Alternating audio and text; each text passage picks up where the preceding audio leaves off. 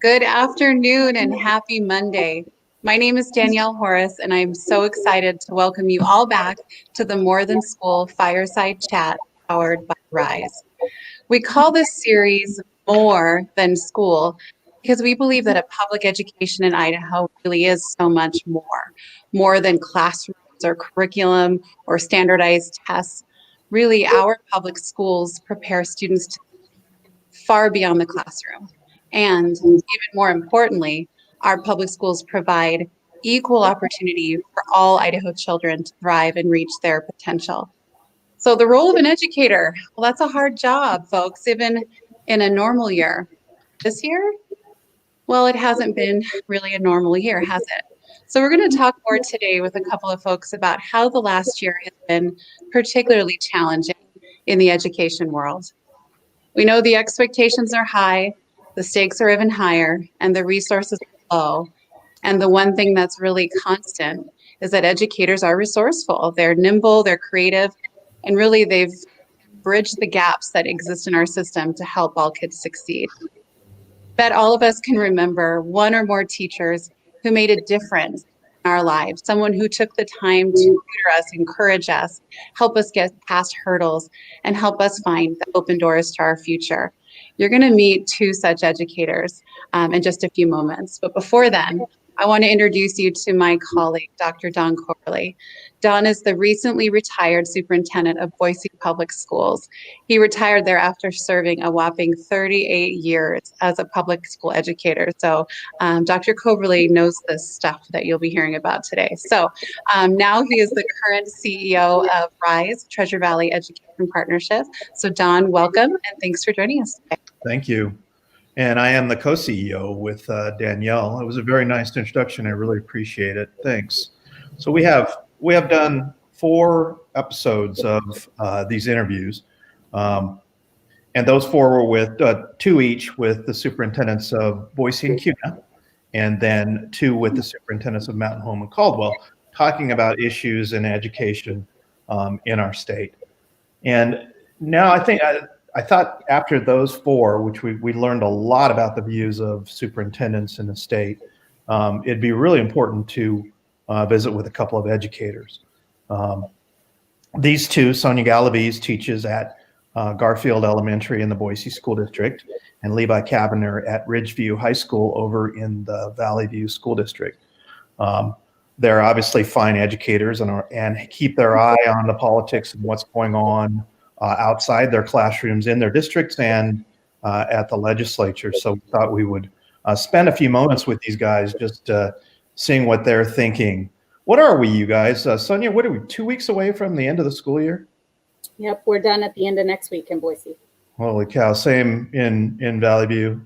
Yeah, nobody's counting. Yeah, no kidding at this time of year.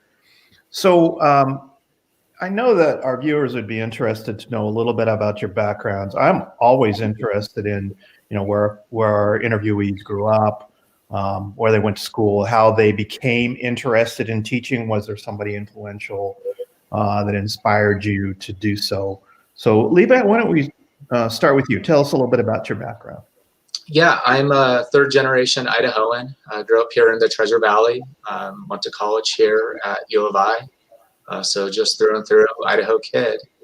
I was fortunate enough, I spent some time, I had the privilege of working with youth who were forward stationed with their families on U.S. military bases overseas. And it was during the Afghanistan and Iraq conflict. And kind of the program I was working with kids on is they had to have at least one parent that was actively deployed. And it really resonated with me how the right attention at the right moment for the right kid can really shift that kid's trajectory.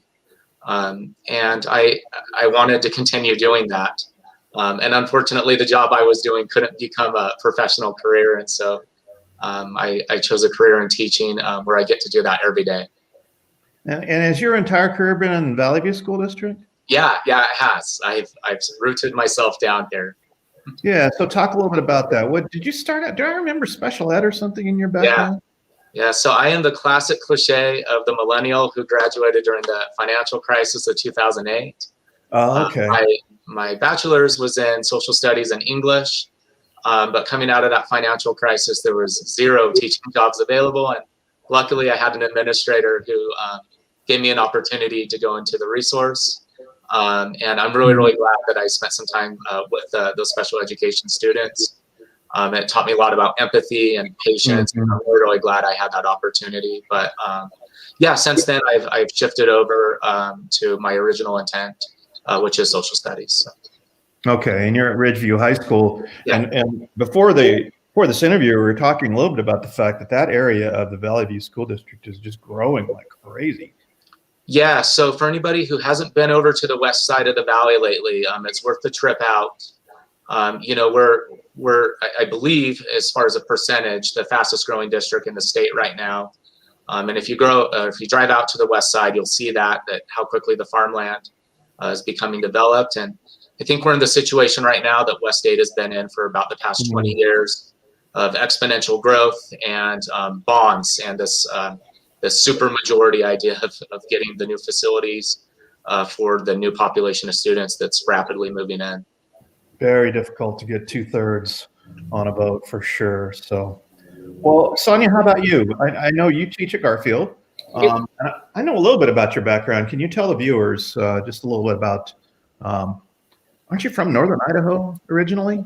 I'm from the Panhandle. Like Levi, I'm an Idaho kid, born and raised in North Idaho. So the Silver Valley, for anyone who knows where that is, Kellogg, Wallace, Mullen. So it was a booming mining community.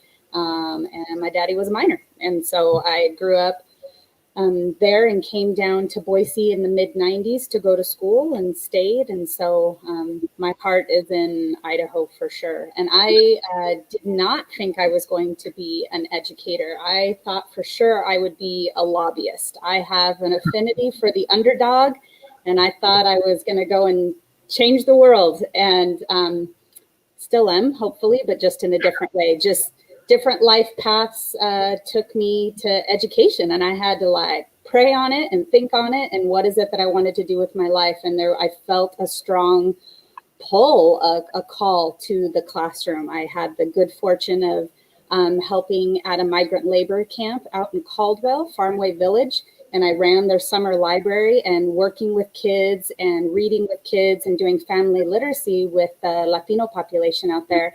I just fell in love with the intention of education, of public education, that all should be able to be served.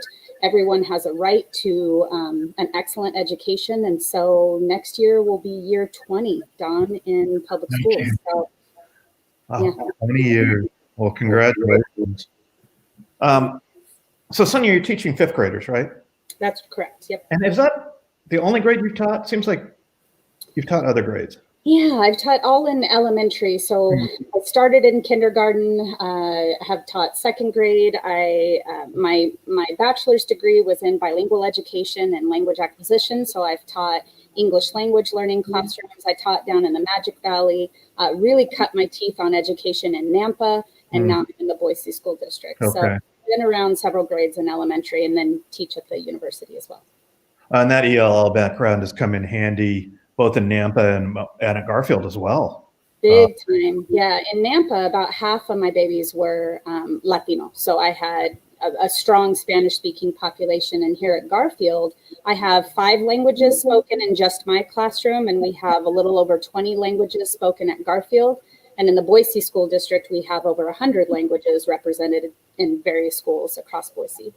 Okay, so those are refugee students.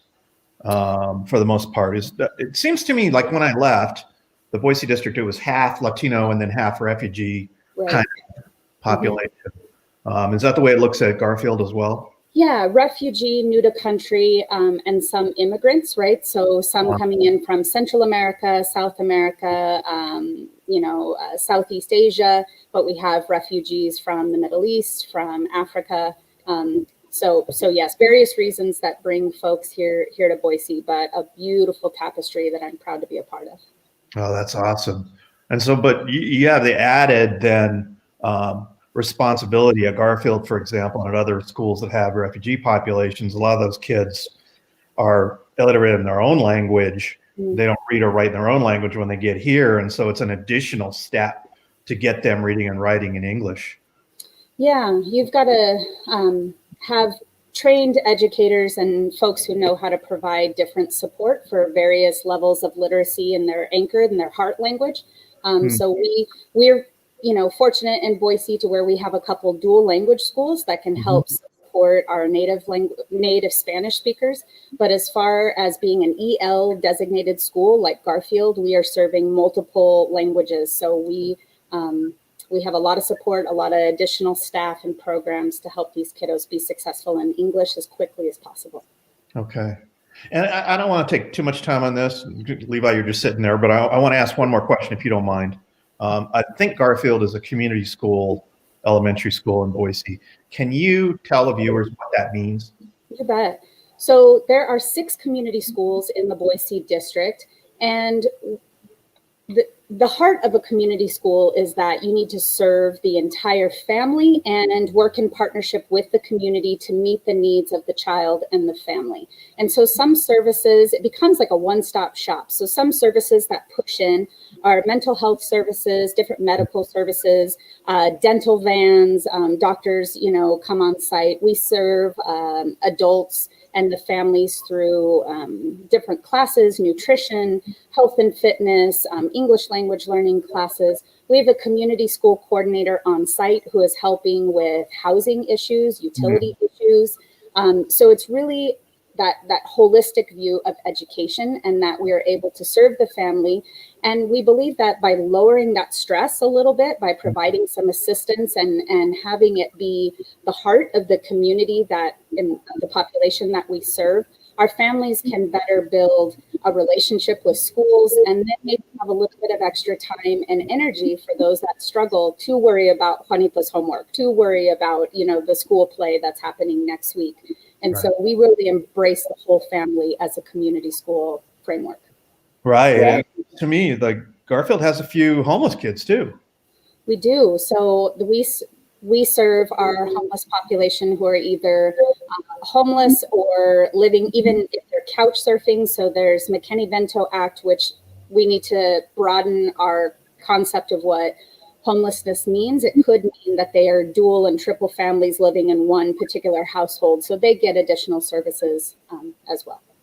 Okay. Well, thank you, Levi.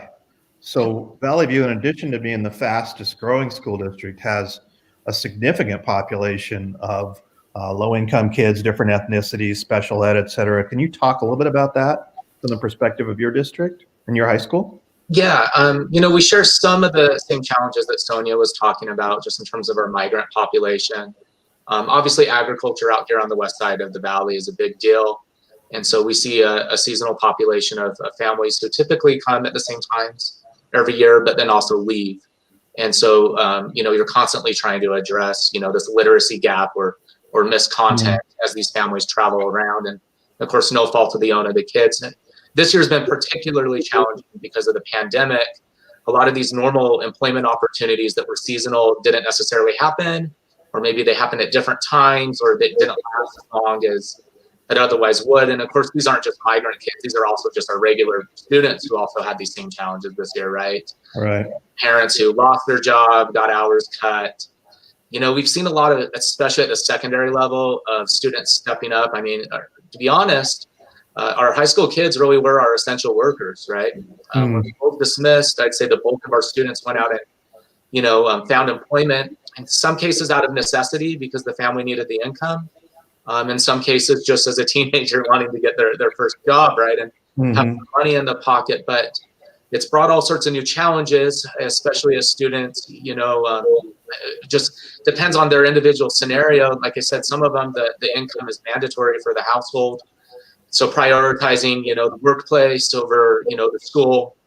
It's been a challenging year, not just for staff, but for our students as they're trying to navigate, this weird year of the pandemic. That's for sure. Yeah, there are certainly some peculiarities associated with the year, but mobility, even in a regular year, if you will, is pretty high in both Boise and in Vallivue. But I think in Vallivue, you see that kind of mobility. I mean, parents maybe going back to their home country for Christmas or whatever. Those things happen quite a bit. Is that true? Yeah, I'll let Sonia speak at the elementary level. What I see at the secondary level, unfortunately, for better or worse, is there's graduation requirements that involve credits. And, we get in this really vicious cycle for a lot of our migrant families where they leave to go to Mexico or Latin America, usually around Christmas time, just like you said. And they're gone 2 months and they lose credit for fall semester. And then they start spring semester already in deficit with the amount of days that they've been gone. And they get in this vicious cycle where even doing summer school and night school, they get caught up only to fall behind again, if the family leaves. And that's a really frustrating cycle because it's at no fault of the own of the student. The student's simply following where the family is going. So. Right. And Sonia, that's to say nothing of summer slide with your elementary kids, that there's no mobility and then there's not access maybe to reading materials, et cetera, during the summer, et cetera. Can you speak more to that? Yeah, so I mean, summer learning loss and summer slide has always been a thing. We still continue to follow an agrarian calendar, even though we're not farmers, anymore. It's still that same traditional calendar that we've all grown up with. I mean, and that's a conversation for a different day about maybe evolving the school year and our approaches to maximizing time with kids so we don't have learning loss. But in elementary, it's for sure a thing in a non-pandemic year. So now this year, right, it has been exacerbated some of the learning loss because, I mean, it's been a year, Dawn, a year ago, last March, over a year that we shut down and we're trying to do remote learning and districts were, attempting various outreach, strategies to get to kids packets, getting devices into their hands, and then the summer, and then for Boise, we're starting remotely and then back and forth, hybrid, remote, face to face. Hopefully it goes without saying that our kids have been champions, absolute heroes in being able to bounce around and adapt and pivot. But the learning loss is not to be ignored. It's pretty significant. And so the summer programs that exist for kids, a lot of the kids are just tired, Dawn. They're fatigued. They're fatigued. The teachers are fatigued. The families are fatigued. And so the thought of going to summer school to try to plug some of those holes has kids pretty daunted. So let's talk about that a little bit. So if in your dream world, or your the world you might desire, what would you have kids do this summer? Would you just give them the time off and say relax, or would you do some other things with them? No, Miss G's too mean. No, nobody's getting time off. Miss G doesn't get time off, so they don't either. No, but I believe in enrichment programs. I think we need to evolve beyond a standard remediation.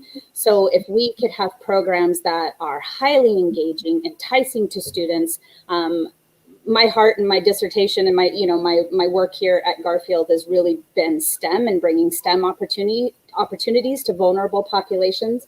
So if we could show some integrated, really highly engaging STEM models, learning to code and using drones and robotics, but tie in reading and writing a report and research for, a Genius Hour project. There are really creative ways that kids can get involved, be engaged, be motivated, and be learning those foundation skills that they need at the same time. Yeah. Seems to me I sat in your classroom one time learning about coding and had one of your fifth graders actually teach me quite a bit. That's right. I remember that. Yeah. So how about you, Levi? I mean, what would you have kids do this summer? One thing I want to say just before I go into like the specific activities is I just predict, and we're already seeing it happen, we're going to have a solid cohort of kids that are credit short, right? Yeah. And talk a little bit about that, would you? Yeah. So, I mean, obviously the state has graduation requirements and the different districts have additional requirements on top of that. But the bottom line is that there's only got to have so many credits to graduate. And this year obviously has been very, very academically challenging for a lot of our students. And that was at no fault of their own. Hybrid schedule, online only. Teachers are being flexible. Families are doing their absolute best to be flexible. And just in case Sonia and I can't make it absolutely clear, I just bow to parents during this. They are really true heroes for working with us because it was daunting. and we couldn't have done it without them. And so I really do applaud our parents for working with us. But the bottom line is that we've got a whole bunch of kids at the secondary level that are credit deficit. And the traditional method for fixing that is summer school or night school to get up these additional credits. But we're looking at numbers that we've never seen before. I mean, we're talking significant amount of credits. And I don't know that traditional model is necessarily going to be best served for the students in their long term of just pumping them through a traditional summer school course. You know, here on the west end of the valley, just because agriculture is so important, I wish that our ag shops stayed open year round, including during the summer. I want those kids out there practicing welding, right? I want them fabricating, those kids that love to do that. And of course, those are just great job opportunities to get a gateway straight into the actual world of employment. But it's like Sonia said, especially our business technology, our publishing, these real world tools that I wish students could spend, you know, summer vacation on, practicing with these devices that potentially are going to open doors straight into employment. I know that isn't traditional remediation and literacy or mathematics, but it really is, because they are using all those skills, and it's also building, you know, tools that are going to be part of their future employment. But of course, you know, at least right now, that's just not a viable method for credit remediation. So. Yeah, and there are particular courses that are required for a high school diploma. So U.S. history would be one of those, right? Correct. And yeah, so it's in our district. Somehow, you know, unless there was some sort of a waiver granted, those kids have to take that specific content. True? Correct. And one of the things that's been, you know, exasperated throughout this pandemic is a lot of families have moved from district to district, right? And so, for instance, a family that moves from Boise to Vallivue, especially a kid who's a senior, all of a sudden they've got these different graduation requirements, and there's only a few months to figure out how to get these additional credits. And there again, that was no fault of the students or of the parents. It was just, you know, what the situation required at the end of the day. And we're not looking at a small amount of kids that are in that boat. We're looking at a lot of families that were mobile during this pandemic, and maybe they spent this whole year at an aunt and uncle's house, and now they're going to be moving back to their home district. But it's fluid, right? Hey, Don, can I respond? Levi, you're making me think of, as you're talking about, when kids came back, and that the typical or the normal or the traditional modes to make up credits. And I'm thinking of like the traditional normal modes of remediation and summer school. I think if we've learned anything from all of this is that we don't want to go back to just what was normal, right? The standard programs. I really think we have got to innovate and create beyond what was normal, because normal wasn't working already for a large population of kids. And it doesn't seem to be working right now for a vulnerable population of kiddos. So I hope we can use this opportunity to innovate and create better programs, better outreach, and be able to pivot in the way that we have been all year, but moving forward. So that pivot forward, that we can get creative to serve kids and families better. I'll bet you a team of teachers and administrators could come up with some solutions to what you're talking about. You betcha. It seems to me that it would be better suited for a group of educators to do some thinking. Now there's no time left now, but heading forward, we've got to come up with some better solutions. But Don, one thing I would add to that is that would require state leadership to actually trust their teachers. And if this year has indicated anything, there is absolutely no trust at our state level leadership to the educators in the classroom. I mean, this was just a disaster of a legislative session. And I think it goes on both ends. If, as an educator who sat through and listened, especially to what some specific legislators had to say about our profession and what they think that we're doing in the classroom. It has been a rough year, and I know I'm not alone in saying that. I think many of my colleagues feel that same way. And it's this idea of, I would love to sit down and come up with some really flexible approaches like this with somebody like Sonia. Right. But at the end of the day, that would require some buy-in and trust from our state leadership that we are actually professionals and know what we're doing. And I just do not see that existing, at least not currently. If it does, they sure did a heck of a job of not showing that. So I mean, back in the day, I would have loved to have participated in something like that where we could look at some innovation. But since you brought it up, let's segue to that. I mean, what was the problem with House Bill 377?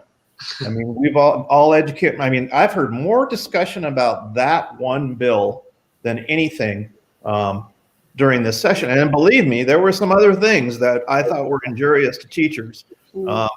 And we'll talk about one or two of those later. But talk a little bit about what the problem was there. Who wants to start?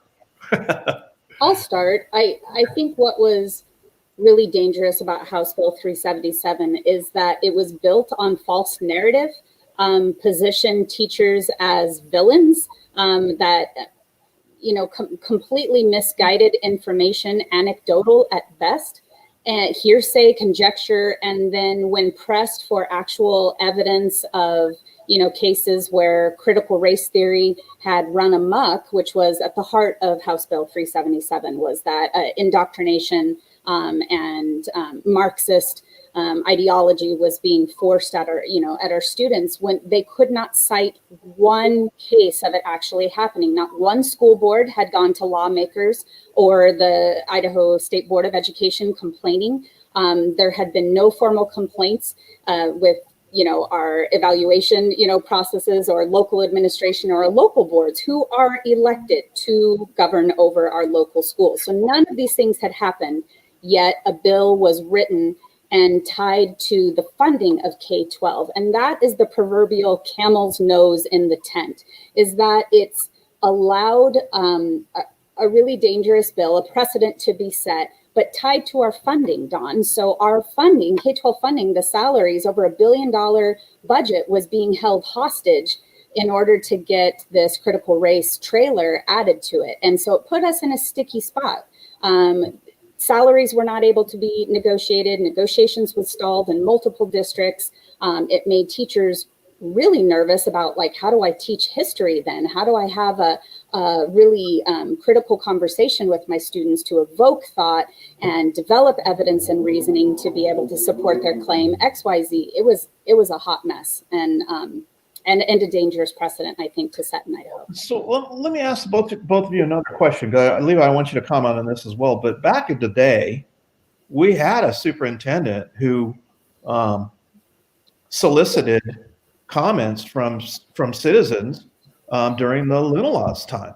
And there were some comments made to the Professional Standards Commission. So there is a vehicle to consider a complaint about teachers. It's a little bit scary to me with, what happens, Levi, if you give a bad grade and somebody doesn't like that, then what happens? Then, but there's that process as it was available before this bill. Yeah, so I do want to comment directly on the ethics component of this. So first of all, I never want to be accused to be the one who's defending this piece of legislation. It's horrible. But I do think that some of the media was a bit hyperbolic with their headlines on what this legislation actually said. But don't let me mistake you for defending this, because I don't.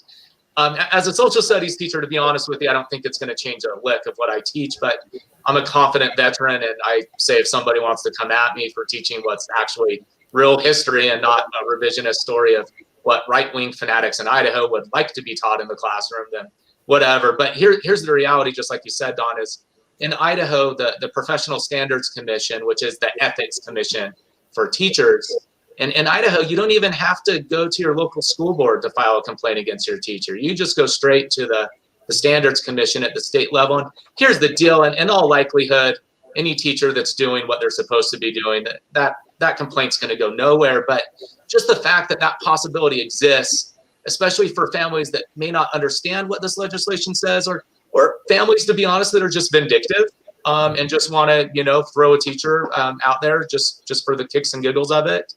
It's hugely problematic, right? Because that very, very real possibility exists for somebody that teaches social studies or civics right now in Idaho because of this piece of legislation. And that's scary. And it's something that should have been thought about before something like this was passed. But as Sonia said, at the end of the day, especially for some moderate Republicans, you had to pass this bill because funding wasn't going to happen without it. And I will say, the Republican caucus really lost the narrative to the fringe this session. I don't know what went wrong there, because more airtime was given to the loonies than to actual, moderate Republicans that really do listen to teachers. But the reality at the end of the day is, like, this got passed, and it shouldn't have happened. It really shouldn't have.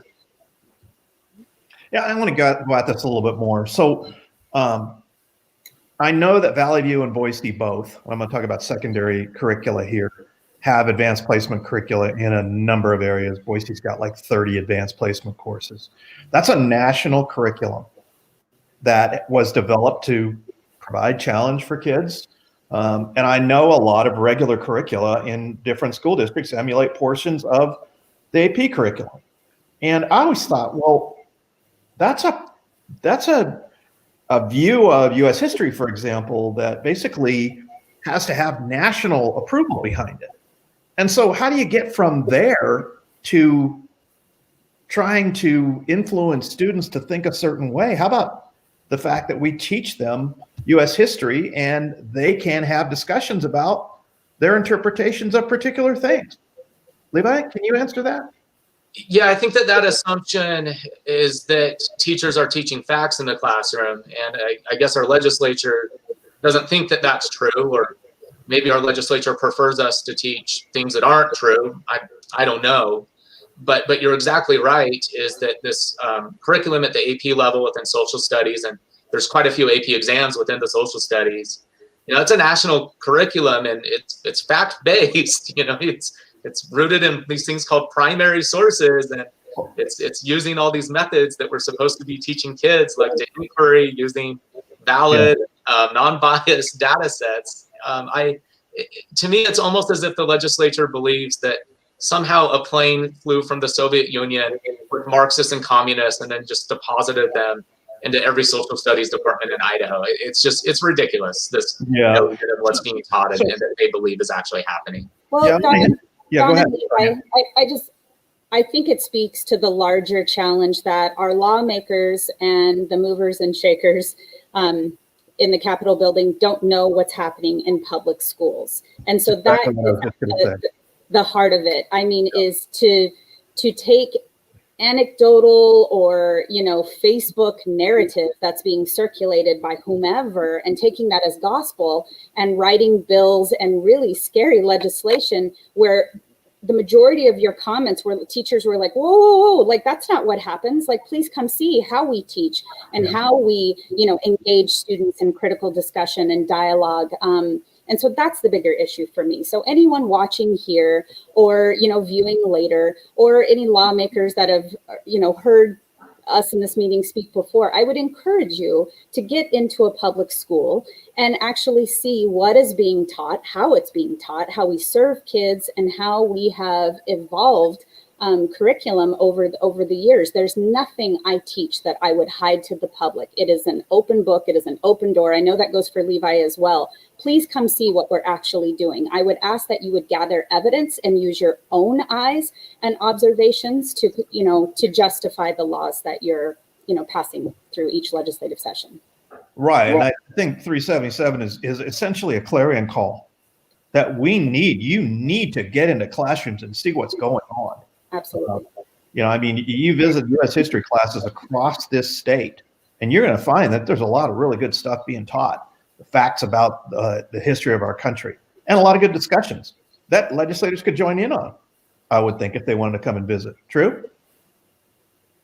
You would be surprised of what a sophomore Socratic seminar is capable of producing. True story. Oh, I believe you. Yeah. What a fifth grade Socratic seminar.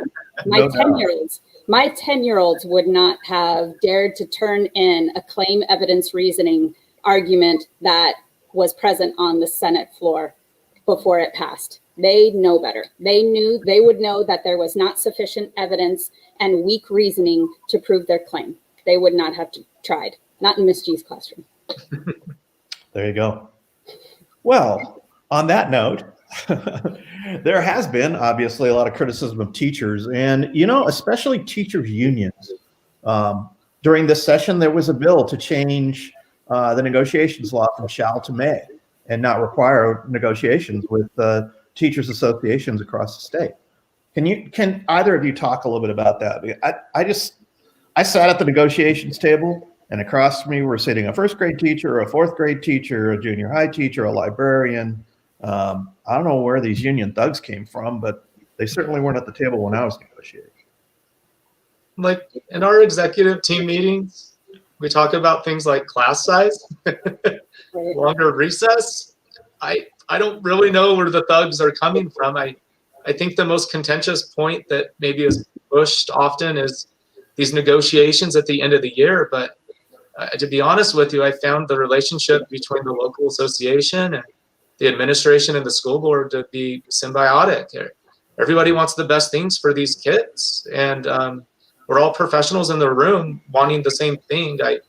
I don't know where the negativity comes from, and I would challenge somebody when they say that, you know, the teachers union, like, think about who that actually is. Like, that's your kid's teacher, and it's Sonia. Like, do you like that person, and do you think that that person's looking out for what's in the best interest of your child? And I think 9 times out of 10 parents like the teachers that their kids have. Yeah. I don't think that we're thugs. I don't think that my students think that I am, but I think there's a gross misrepresentation and misunderstanding of what unions actually are. So unions are a professional association, right? An organization of those within the profession. So a teachers union is my professional association, just like nurses have their professional association, firefighters, electricians, plumbers. That is nothing new. And I think there's maybe a misunderstanding of what unions do. Like Levi was saying, they were looking at classroom sizes, like what's best practice, you know, what's the best learning environment for students. But over the years, unions for teachers have negotiated to make sure kids get healthy lunches, right? PE, access to PE and music.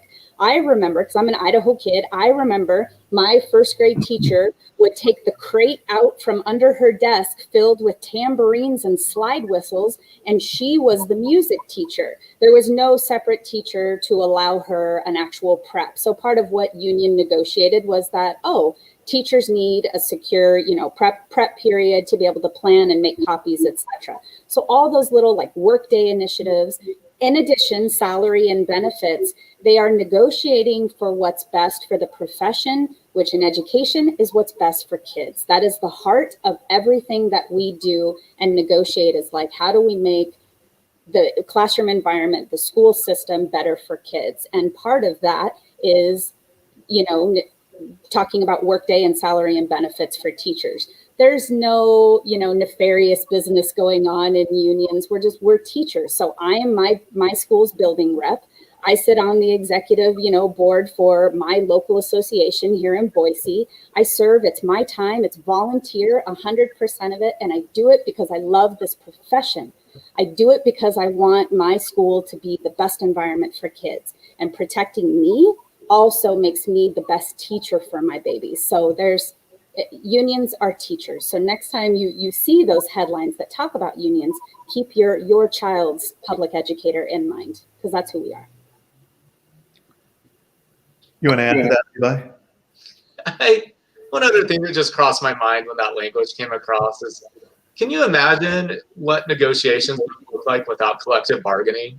Like, I'm serious, like in a district like West Ada, can you imagine doing that many individual negotiations? Like, it's ridiculous. It obviously was geared toward Idaho charter schools who want to pay specific people specific amounts and not negotiate in the traditional method, right? And yeah, I just, it's, especially in a larger district, it's just nonsense that would even be like a feasible process to do. So well, and you guys, the impact of what Sonia was talking about with the music educators prep time. All you have to do is go to one of the high schools and see the chamber orchestra and see the impact of quality instruction on the product that you see in the high schools. It's amazing. I've been there. And so I and when I think about the fact that you said, Sonia, well, negotiating for teacher salaries, the career ladder has been a huge boost. And the IEA was heavily involved in that. Yeah. And in my opinion, how do you attract better teachers? You pay them better. So anyway, And by the way, when there's a good working relationship between the union and the district, everyone's better off. And I would also argue that that's true at the state level. When there's a good working relationship between the IEA and the state board, the Department of Ed, and of course our legislature, that relationship bears fruit. But the opposite is true. I don't think that there's much trust left between our legislative branch and our association after this year. They didn't listen to professionals, and it wasn't because they didn't have opportunity to. They just didn't. So I mean, it's common that when there's a loss of trust in the negotiations process, it leads to issues. Mm-hmm. So how do you rebuild the trust that between teachers and the Idaho legislature? What are some things that we need to do?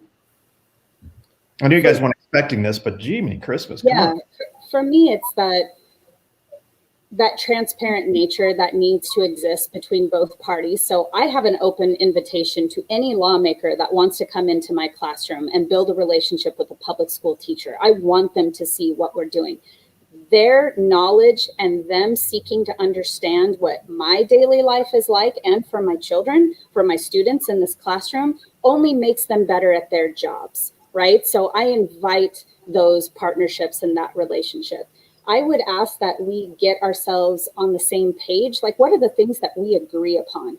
We want our kids to have an exemplary education. We want Idaho to lead in innovation, right? And we want to be able to fill the job markets and those fields that exist right here in Idaho. We want to keep our kiddos here. We don't want to be poached by other states after they graduate from high school and go to different, universities and not come back. I think that we have more in common than we do that divides us, but we need to get back to those things that we believe in together and build a partnership and have those conversations and allow each other to disagree, but then get back to what is at the heart of what public education is supposed to be. I think we've lost our way a little. Sonia's more optimistic than I am. I'm an elementary school teacher, nothing but love. I mean, let's just be honest. We've already seen the brain drain happening. I don't anticipate it's going to get better. I anticipate it's going to get worse. It's going to happen on both ends of the candlestick.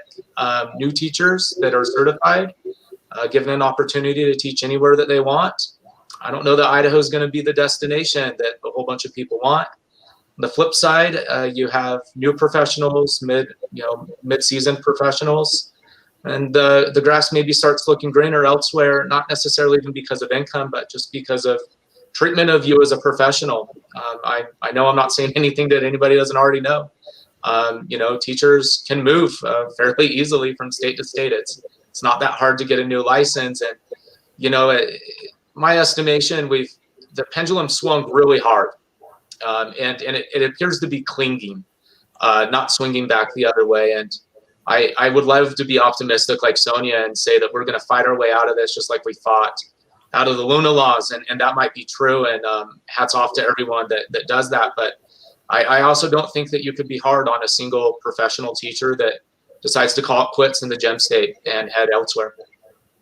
Yeah, and I think, maybe a first step is to really follow through on these invitations to visit classrooms, because I think the level of respect and admiration for teachers would go way up if they just had a chance to see them in their environment with their students. And then you can get the conversation started perhaps on turning things around. I'm probably a little more optimistic myself, Levi, but I've been around a while, and I hope that we can make progress. I remember 25 years ago in Boise, we weren't doing very well with our teachers' organizations, and we turned that around. It takes a while, and I understand that it's going to be difficult. So where are we here? Oh, we've got 1 minute. Yay. It went fast, didn't it, you guys? Can you just talk a little bit about your plans for summer? Are you going to get some time off and enjoy yourselves? Levi? Oh, go ahead, Levi. Oh, whatever. I have a brand new puppy named Cupid. I was that person during the pandemic that got a puppy. So my goal for summer is potty training. Oh, there you go. That should be fun. I've been through that, yeah. Sonia? And I'm teaching those enrichment camps that I talked about for kids. So drones camps, STEM camps, and so I'll be working with students throughout the summer. So, but you're gonna do something for yourself? Yes, I'm going to hike a lot and visit some national parks. There we go. Well, listen, I think we may need to do another one of these. We'll chat offline about it, but it sure was fun. And you guys know how much admiration I have for the two of you. You're just fine examples for the teaching profession in this state. And so it's just been a lot of fun. And I just want to say thank you so much. Thank you for the opportunity. Take care.